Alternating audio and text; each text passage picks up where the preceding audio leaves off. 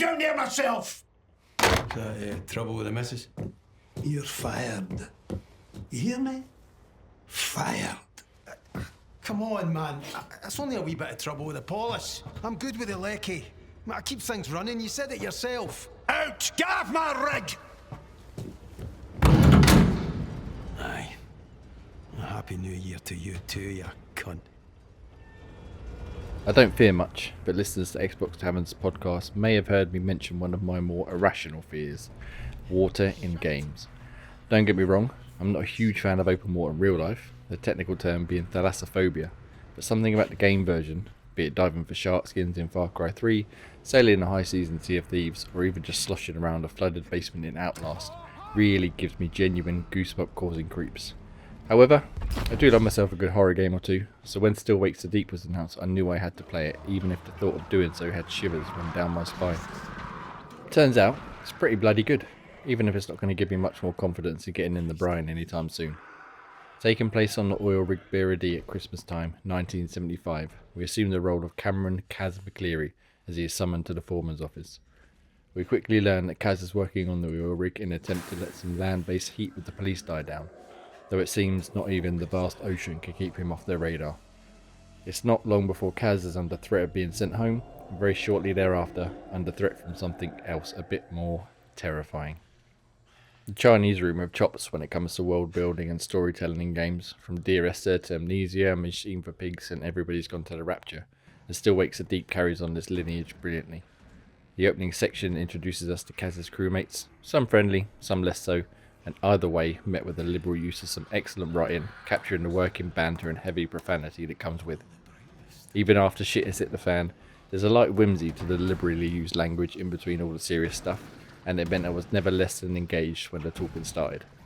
Gameplay follows in the first-person survival horror mould, playing much in the vein of Outlast and Amnesia. Kaz is an electrician by trade, and while he can brute force a few fixes as he traverses the Birrady, the abomination stalking him proved too much to take on. As such, we utilise stealth to get past them. It's a strictly linear game, but within each area there's a little room for manoeuvre as we can throw items to distract enemies and use vents and cubby holes to hide until they pass. It's also a very well paced game, taking turns in having us on the edge of our seat in slower, more puzzle like areas. We need to move carefully too, as even a light walk will alert the enemies. Slow, crouch walking is the main way to get past these foes, with a few pulse racing sprints at predetermined points to contend with. It's not doing anything especially new, but the Chinese room have learnt from their vast experience, and as such it's a tightly paced game, knowing when to pile on the pressure or throw a spanner in the works.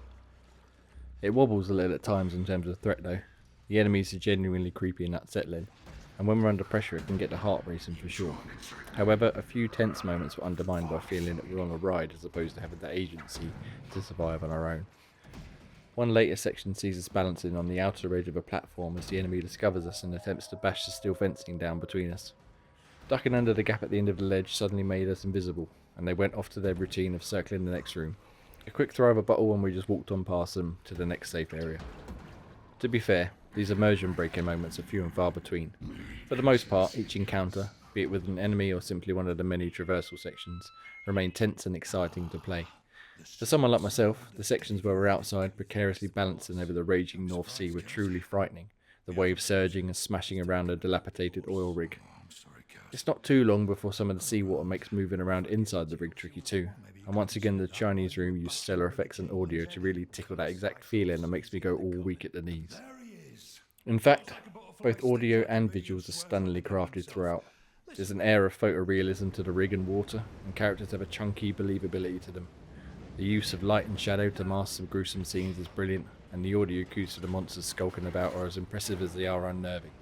Stick on a pair of headphones and turn off the lights, the default horror game setup, and you'll be in for a treat. All in all, Still Wakes the Deep has been a fantastic horror experience.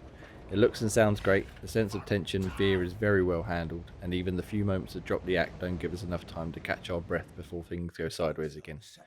Topped off with a touching story and well-rounded characters, Still Wakes the Deep is one not to be missed. A tight ship. Technically, it's not a ship. Shut your gob, you Ned prick! I am...